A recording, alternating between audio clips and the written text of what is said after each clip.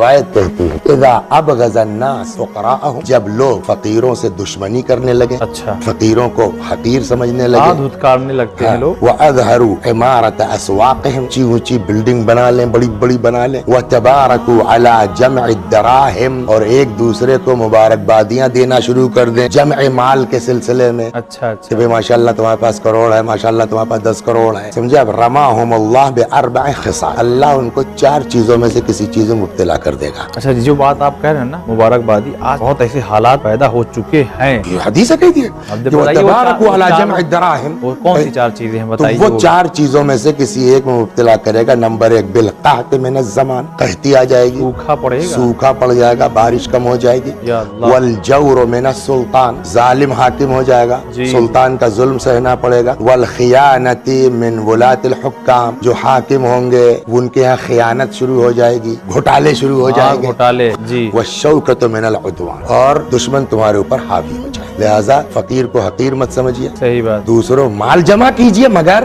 فقراء کی مدد کے لیے، مال جمع کیجئے رشتہ داروں کی مدد کے لیے، اپنی عزت و آبرو کو لے کر کے ساتھ میں احسن چلنے کے لیے۔